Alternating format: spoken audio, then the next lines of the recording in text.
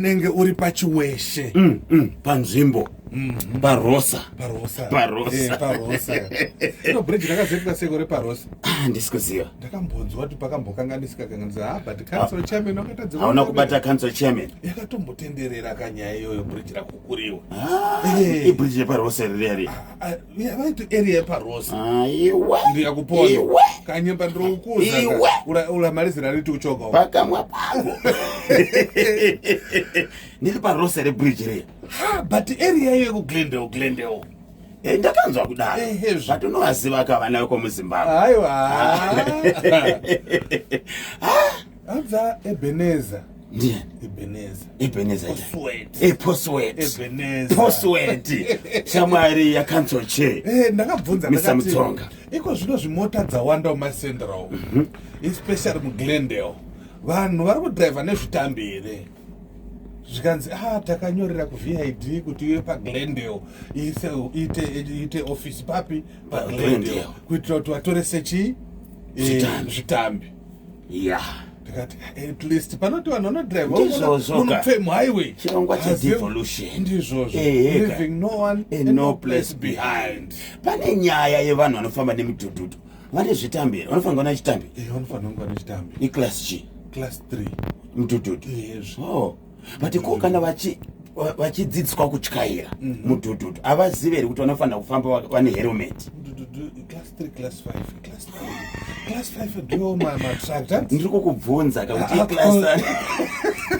asi class 3 motorcycle class 3 okay kana vachidzidziswa kutyaira havazivi kuti vanofanira kufamba nemahelmet anofanira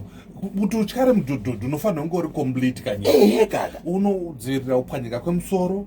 uri kuona zviri kuitika Philip kwemakumbo maoko magloves uri kuona zviri kuitika Philip vanhu vari kutyaira mudhudhudhu vasina mahelmets buda kunzoku uone zvavanenge vachiita apo vanenge vachiita kuvhetemesa mudhudhudhu kazhinji wakatarisa munhu iye anenge ane zvivanga zvako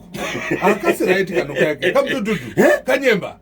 unodiko kupfeka zvese zvinenge zvichidikanwa. Ndiri kutarisa ndakanga ndiri kuMash East chendomanika lenduko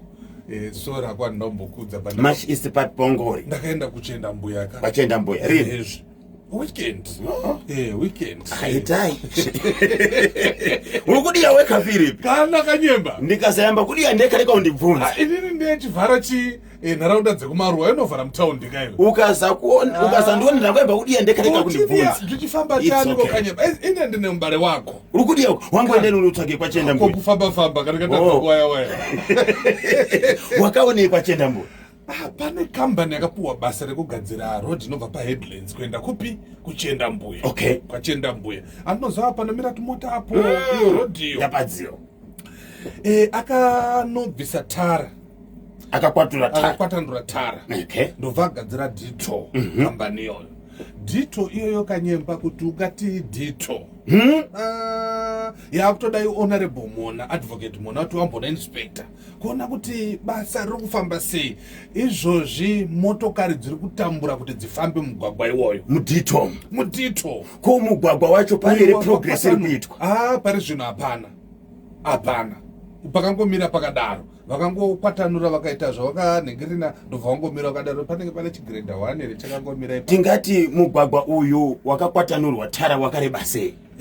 kungoti kana uri mudito kadzimwe dzenguva unenge uchienda kupi kure nemugwagwa unofanira kunge uchifambwa nawo handambocheka makilometers but kutosvika kwachenda mbuya hapana road paribe njira kanyemba pafuna kukonzesewa kutofuna ito tumwe tukatowa kurewa arumbwana famba ribe helmet ndiye ari kutofamba ikoko pawangotaura nyaya yemupurudhobva ndiye uchidza nyaya kwachenda mbuya munhu kuti utofamba zvakasununguka unotohaya manje ipapo nenge wakurohwa times 2 because distance $5 yes inenge ya15 mari pada kugadziriswa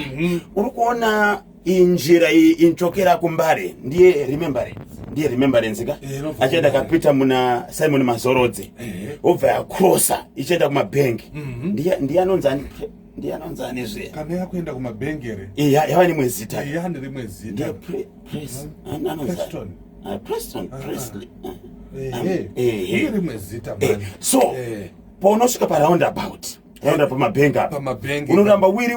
urikuenda kuna Layton anditi Layton right saka iye Presley kana singakanganise na Birmingham vamuona ndizvo ndirikumona but uri kubva kuna Layton uri kuya kumabhengi just after robot pane gomba ravhurika uchingobva mutraffic light uchingobva murobot pane gomba rakavhurika saka muna Layton uchibva kuna Layton anditi wapfuura Birmingham anditi uri murodhi iyo inouya pamabhengi apa yatiri kutsvaga zita rayo uchingobva parobot ipapa na Birmingham rodhi inoenda kukwamojai aiwa kafiripi iyo kwa Birmingham ndio nenda kwa moja anditi pakati perodhi iyoyo na Layton here kana kuti nekumabhengi na Highfield Road yes pakati papa pane true mapoto ari ku outer lane uchingobva murobot uri kupinda mupoto uchingobva mune mupoto uri kupinda mune mupoto even uchienda kuna Layton after traffic light apa pa left apa panari nango pomwe ya uri kuridziwa kanya ravhurika roda kugadzirwa checha vamwe vakavhara kakafilta kepapa pama robots pana Simon Mazorodzi kekuenda uko pakambocherwa vachitarisa minoti vaida tambo Simon Mazorodzi ipapa pana Simon Mazorodzi kafilta mota dzanziri kutenderera nekuno kudzichida isu pamba chigadzirwa asi pane mwedzi manje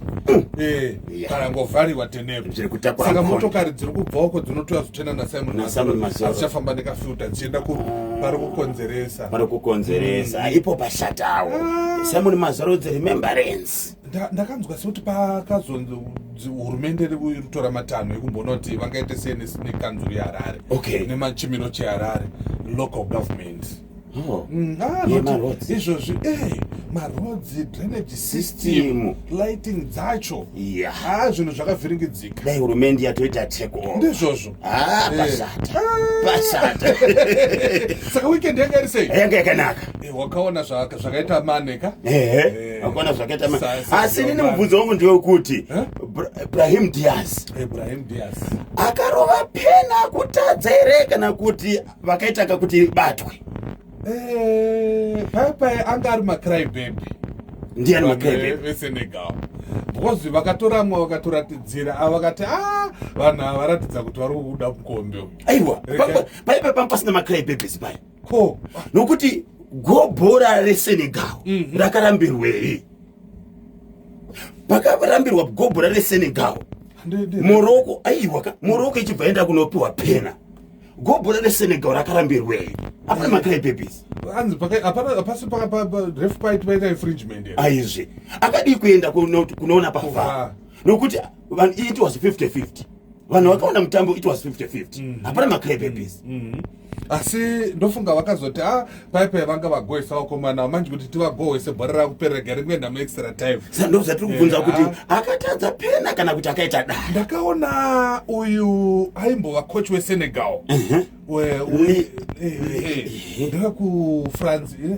here wamudziwa achirora naSadio Mane so good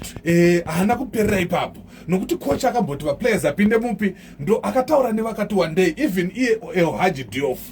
pakaita kupindira kwevanhu vakawanda coach taiye weMorocco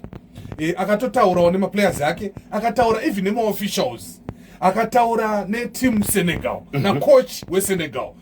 zvekuti pakazorohwa pena wakatarisa papewaona kuti coach weSenegal anga akuita kakunzwisisa so akabvesesa kuti saka kuti pena vakangoti regai ingobatwa tipinde muextra time kanyemba dzikawawa kuti forohwa pena boss bite yabvarira ndizvozvo yobva rapera imi manyimwa gobhora aya paikonzeresa vanga pashata ndakaona muromo warefu wachena kuita white ngati iye ndasikazoti pasi rese rakamutarisa kochuro dzicho ungadaro shuwa kubvoita unge kanyemba bhonzo kana dai manager wedu misa munzamba wakakopera waitora wapere kupfura ya Brahim Diaz kana Edmond Penkes nai kanyemba bye uri kudei kwa dai pere usadaro ndimutsiro watsigiro Manchester United waita seiko